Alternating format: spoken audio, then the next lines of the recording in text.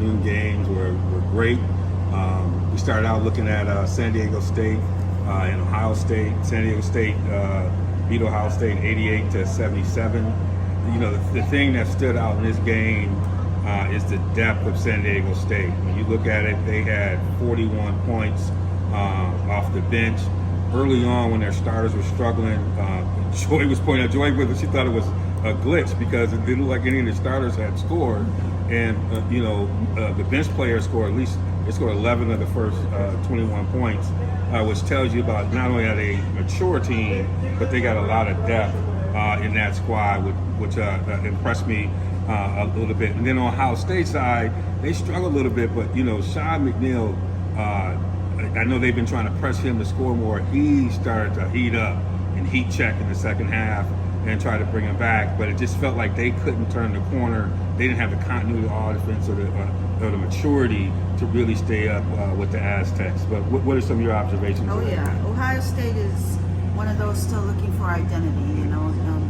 They were just arguing with each other. They couldn't get it together.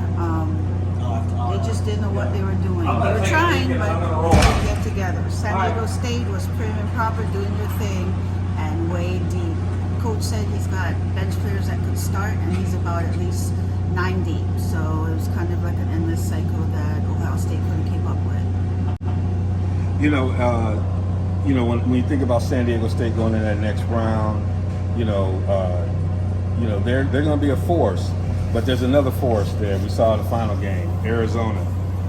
Arizona, we came in, we told you it's going to freeze over, but Arizona's going to slow it down. It was like, are they going to slow it down? And no, they got 101 today to 93.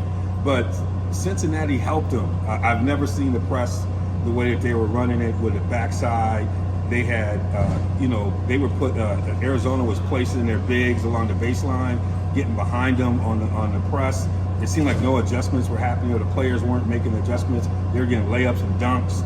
It just felt like, they weren't ready for that moment in the second half. But the crazy thing about it is Cincinnati outscored Arizona like 63-61 in the second half. So it was a weird game in that sense. They doubled the points in the paint. Yeah.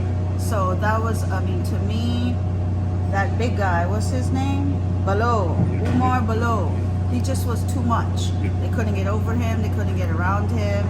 It was evident because the points in the paint was exactly double for Arizona. Not to mention making me dizzy going up and down the damn court extremely fast. Not just fast, it was crazy fast.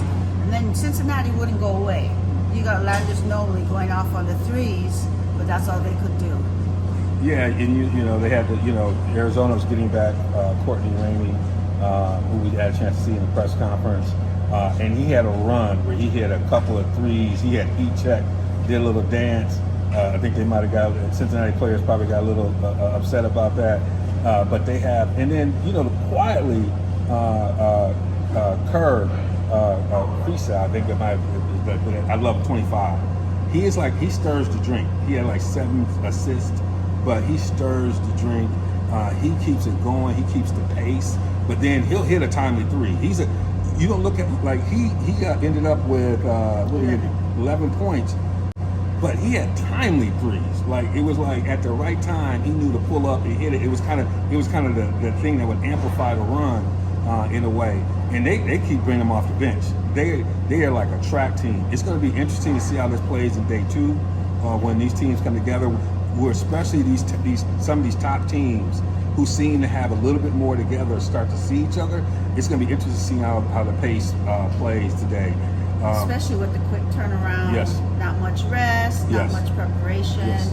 That's going to be key to see how they perform. Yes, especially Arizona's got this last game that and getting out of here, and then they got to turn around and get ready to play tomorrow night. I want to see if that pace is going to be the same. Yes, yeah. But I got a feeling they're going to keep doing it. Now, someone asked me, we had a couple young cats who were sitting next to me. I think they're all from Craig. It's like, what's the best player you saw today? And I'll say Anthony Black by far.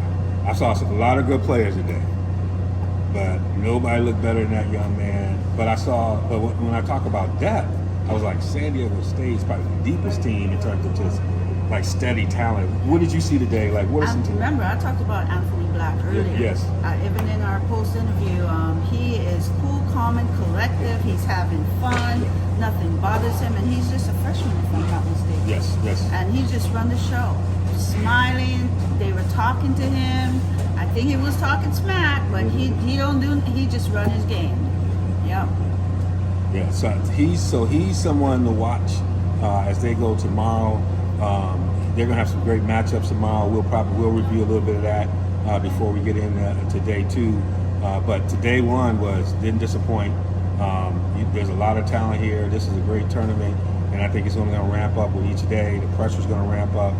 It's going to be fun-filled, and we'll keep you all informed as y'all follow us here as we're on the road here at the Maui Invitational, hanging out and loving it. And thank you to all our sponsors with Bowman Medical Group and Aston Mahana at Kahana Poly. It's been a long run. Y'all been with us for every day, all the time. We had a great day today, and we're looking forward to getting back to it tomorrow. Great day 1. Can't wait for day 2. About to go to bed, y'all. This thing right here is for my peoples in the streets. Yes, today.